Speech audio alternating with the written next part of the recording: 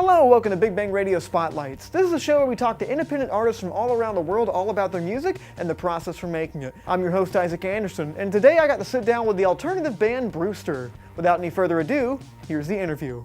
Well, Mark, thank you so much for being here. Really do appreciate it. Like we talked a little bit before the interview about you were supposed to be at Studio 67 doing an underground examination with us, but unfortunately, due to the coronavirus, we're in our homes, each of our home studios, and we are talking to each other that way. But either way, I really did want to talk to you, even if you were not coming to North Carolina. We hope to have that happen in the future, but. We hope this will make a nice substitution for all the viewers out there and all the fans. So, Absolutely. I always try to start at the beginning with the artists that I talk to, and this is always kind of different for everybody, just because everyone has such a different upbringing and different experiences. But what is your first musical memory? My first musical memory, I think it has to do with the Beatles. I feel like I have this memory of my dad playing me Strawberry Fields when I was like a little like a baby, but probably more like a brighter memory than that is I right around the time that I was like 3 or 4 or 5, that Beatles anthology big release thing came out. So that was around like 93, 94, something like that. And my dad was a massive Beatles fan, and we had it all on cassette. So it was like 3 or 4 books worth of cassettes, and they were all just like live takes. They were live takes or studio takes or whatever of the same song, just like over and over and over and over and over again. And me and my siblings were just, we were really young, so we didn't really care. And I guess he was like listening to the Sgt. Pepper takes a lot, because I remember those songs happening over and over, like every car ride, especially long car rides and stuff. So that's what I'll go with for that. I think that was the first. Awesome. And you kind of miss out on the big cassette books and everything, because I still like I was kind of the generation that kind of started the CDs and everything. You started seeing the end of physical mediums, but just something about having that big book and all those alternate takes of like the famous songs, with all the album covers in it and stuff. It's really weird to feel nostalgic about that, because I've had the same conversation about people before the records came back, and everyone was like, records were so cool because you had the big album cover and stuff, and now we feel that way about CDs and having a big book. It's things move in cycles like that. Yeah, and I'm a big fan of the physical medium and everything, and also one of my first musical memories was with the Beatles too, and just something about having like a physical piece of music like that is just is really special, and I hope that doesn't go away. But it's that's super awesome. So Yeah. kind of going more into as you kind of grown up. How did you get your start in playing music? Did you grow up in a musical family? Did you this is something you fell into? Tell us about that. Yeah, I grew up in a musical family. My dad always was a musician, still is. My mom is into like classical kind of stuff, singing in choirs and stuff like that. And then me and all of my brothers started taking music lessons when we were like little kids. I've been told that I was whistling when I was in a stroller, so that has always been a part of my life. That's awesome. It's awesome. It's all. I always love hearing the artist whenever they say like they have like they've been singing since they were in the cradle and stuff too. And it's I can just tell if anybody's ever heard your music. Music just kind of flows through your veins and everything. It just feels so effortlessly, like it feels so effortless. I'm glad it comes across that way. It does, man. And I think now we should kind of get into some Brewster stuff. So first Sure. off, how did you get the name Brewster? So great segue. Brewster is the name of a town in Massachusetts where my parents, well, now just my parents, but growing up, that we would go to over the summers. And so it's my earliest memory of being like happy and carefree. And so I named it after that town. Oh, sweet. That's super awesome. I didn't know if that had anything to do with like alcohol, with like the brew and things like that. Oh, coincidence. Yeah, yeah, but I think that's a beautiful thing that you named it that, just because you have that connection with your past and everything. But so, how exactly did Brewster start? So, for those that don't know, I know you played live with guys, but Brewster's kind of your baby. It's your project, right? Yes, definitely. Okay, so how did you kind of sit there like in your home one day and think, oh wow, I really want to start a thing, or was it like I have all these songs and I'm just going to put them out this outlet? I don't know. I'm interested to hear how exactly this started. It's a little bit of both. I've been a member of bands for as long as I have, been allowed to, since I was like 13 or whatever. So being an active member of the New Jersey music community has been a pretty big part of my life, as now longer than it wasn't. So I'd always been in bands, and then like towards my more adult life, I started committing more seriously to it and decided that it was what I wanted to do with my life. Was in and out of a bunch of different bands and always kind of felt like I could never. There was, I don't know quite how to say it. It was like there was something that I could never really fully feel like I was engulfed in it unless I was totally in charge of like every aspect, lyrics, music, arrangement, whatever. Which, like as you can imagine, is not a great formula for working with other people.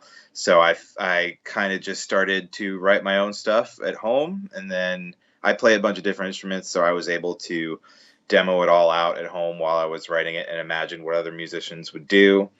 And then after a couple of years of writing, I started reaching out to my musical peers and having them come over and hear the songs and help me finish writing them. And then I put together some bands for to play it all live.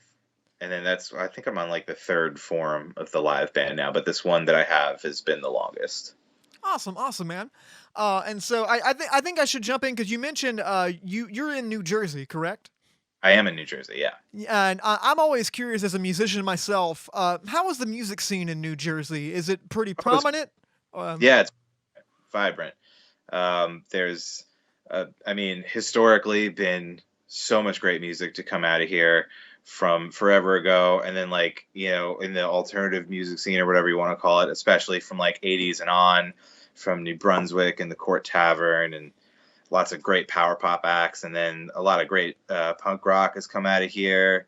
And then especially I mean, I feel like maybe the past 10 years or so, the DIY scene has been, I mean, it's always been great, but maybe I've just been involved with it for the past 10 years or so, so it seems bigger to me. But it's really vibrant. There's been a lot of bands that have come out of it and continued on to be successful and career musicians and stuff, and really supportive, lots of community. Not a whole lot of places to play anymore, which is unfortunate. But it is here, and it is great. I love it. how do you go about writing your music, like specifically your lyrics? And do you record your own music? And what is your process of recording? Okay, writing. There's a couple different ways that happens. A lot of times, I mean, I feel like I'm thinking about writing all the time. So I guess it starts with music mostly first, because I'm constantly consuming music and listening to it and playing it. And I think it'll usually start with like a riff or a chord progression or a vibe that I feel. Um, and I'll start to play it out. And just because like I'm a meticulous arranger and stuff like that, I will usually start to arrange it right away as soon as I come up with a riff or a chord progression or something. And if something feels really good, I immediately start, you know, at least in my head, seeing like, okay, this is what a verse is going to be. This is like where the vocals are going to do, and the bass can kind of do this, and it'll all start to kind of branch together like that. And then as far as lyricism goes, um, it will either come out of some little notes on the notepad app on the iPhone, and I'll like string together some that give me the feeling that the music is giving me. I guess the way I want to say it is, um, the music has a feeling, and I feel like when you start to write something, the music that you're writing is trying to tell you something, and I try to just listen to that. And one of my methods for doing that is you kind of just leave your phone recording, and then you're playing the music, and I'll usually have a vocal melody pretty quick, which is another part of what I think of, like, it's your body and your mind trying to tell you what the song is, and I kind of try to just let that happen. And so I will mumble complete nonsense gibberish with the vocal melody as I'm playing it, and have my phone recording a voice memo for, like, 7 or 8 minutes, and then I'll stop, go do something else, and then come back to it as a listener instead of a writer, and listen to it. And then I'll sit there, like, at the computer or with a notepad or something, and I will listen to the gibberish and write down what it sounds like I'm saying. And then usually some words will start to pop out of that, and the song will start telling you what it's about, is how I feel about it. I think we should talk about specifically one of your albums, which is probably the big one for you. It's on Spotify. I've been listening to it a lot, especially before this interview. It was "Forever Better Kisses," I believe, right? Yeah, that's the only LP that I got. We put out a little live doohickey, like, right before New Year's, but yeah, the record is Forever Better Kissers. Yeah, absolutely. So can you talk a little bit about the process for making that record specifically? Before, we talked about your writing process and how you record and everything. Was that like an album, like a group of songs that you had for a long time, or was like how long did the recording process take? Was it pretty fast, or like did you really like were arduous over it and like no, this has to be this way, this has to be this way? It's a little bit of both. It wasn't necessarily a group of songs that I had sitting around. I knew that I was writing a record. I knew that it was going to be for this new project. When I started writing it, I didn't have the name yet, but I knew it was my group of songs to introduce this new thing that I was doing. I would say overall, the writing process of that record was like maybe a year and a half, like 2016 to very early 2018, maybe even the end of 2017, actually. Some of it, I'd say half of it was like really arduous in writing, in that it took me. I mean, when I was writing that, I also was kind of learning, like, I had to find my voice at first. I wasn't exactly sure what kind of songwriter I was going to be yet, because I hadn't really truly been a songwriter yet. I had played in other bands and written songs for other bands, but true blue 100% songwriter, I had never really, that felt like the new thing that I was doing. So I had to kind of figure out what my voice was, how I was going to express myself that way. So that took the longest. And then once I kind of cracked that code, a lot of it did seem to kind of just kind of spill out. I feel like I remember there being maybe like a 6-month period there where I was really stuck on some stuff. But towards the end of maybe 2017, I think it was. I don't. Time is a little meaningless at the moment, so it's hard to remember Yeah, the everything's kind year. of blurring together now that we're all at the time of recording this. Everybody's suffering from the cabin fever of the coronavirus stay-at-home orders in all the different states. I don't know Big time. how it is in New Jersey, but I imagine it's around the same. Oh yeah, no, absolutely. Um, the There's a couple of songs on there. I mean, something I wanted to do with the record was capture the feeling of how exciting it feels when you start writing a song that you really like. There's about a 5 or 6 hour window where you think it's just like the greatest piece of art ever created, the best song you've ever heard, and you're so psyched on it. I mean, that's what happens to me, and I like listen to the demo over and over and over again and totally make myself hate it. That's a problem I still have. But I wanted to figure out how to capture that energy, because I felt like in the past that energy goes away through the process of finessing a record and recording it in the proper way and everything. So a lot of the songs on there were written in one day and then recorded on that same day. At least the fundamental tracks, I can think of like probably at least 3 of them that were done like that, because I just got I was like, I know this is good. I took the time to finish it today. I like all of it enough. Maybe I can wither it down and change it a little bit later on.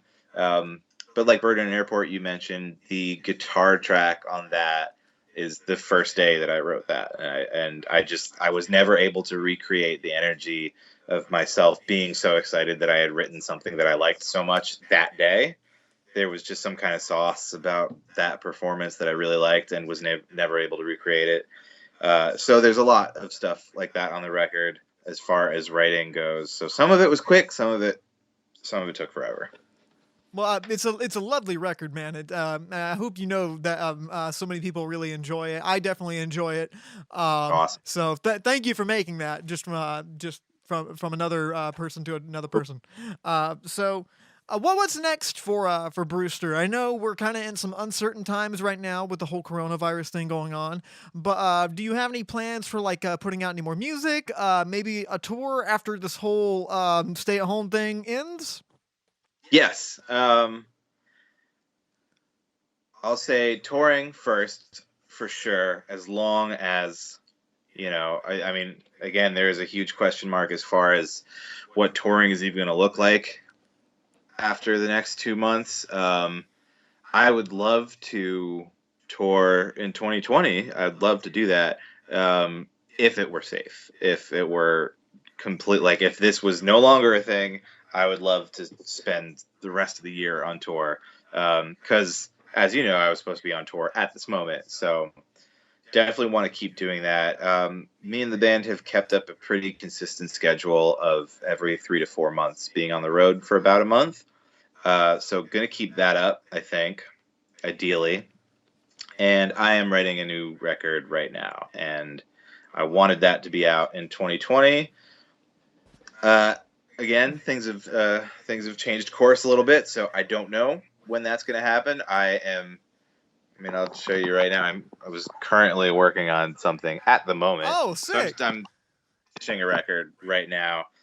It's very close. Me and the guys have started rehearsing some of the new stuff. So, I mean, probably with this time spent at home, that's going to jumpstart that process a lot, and we're probably going to end up recording this record a lot sooner than we would have otherwise, which is pretty exciting. So just kind of keeping the train moving, going to keep playing as much as possible, tour when it's safe, play at home as much as it's safe. Just, I'm not going to let this, I think I had some great momentum going, and I'm going to keep that going. That's awesome, man. I hope you do, and I hope when next time you come back to North Carolina, that you can stop by Studio 67. Maybe we get to have a small performance there if we possibly can. Sure. If people want to keep up with what Brewster's doing and just any new music that you guys are putting out, any info about this upcoming tour whenever it starts to be safe, how can people find that social media wise? You can find the music of Brewster on Spotify. All you got to do is search the word Brewster, Brewster, and you will see This Ugly Mug. And you click on that, and it's got our record from last year, as well as a small little 5-track live record that we did in Alabama on our tour last fall. So that's pretty fun. It's a good way to kind of get the experience of what seeing a Brewster show is like in this period of time when we have no idea when the next one of those is going to be able to be. Those are both on Spotify, Apple Music. There's brewster.bandcamp.com, and then all social media handles are Brewster Tunes, BREWSTERTUNES. Lovely, lovely. Well, Mark, thank you so much for talking with me today. We all at Studio 67 really do appreciate it. I definitely appreciate it. It was a pleasure talking to you. Before we go, I always end all the interviews that I do with all of my musical artists like this. I'm a big movie guy. I'm a musician, but I also love film. I think the two mediums are very closely connected, and I actually host a movie show at Studio 67 called Big Bang Cinema. And I end all my interviews with asking the artist, what is your favorite movie? Favorite movie? My go-to answer has always been Oh Brother, Where Art Thou? I haven't kept up with film enough to know if that's still true, but it was a very formative movie for me and still feels that way, I think. I'd probably still like it. I don't really know. It's a great movie. It holds up, man. It holds up. Cool, okay. Thanks to the band Brewster for sitting down with me and talking all about their music. If you guys want to see more interviews just like this, you can go to facebook.com/Studio67NCC, youtube.com/NashComCollege, or you can find us on Instagram at Studio67NCC. Thank you all for watching. I'm Isaac Anderson, and until next time, stay lovely.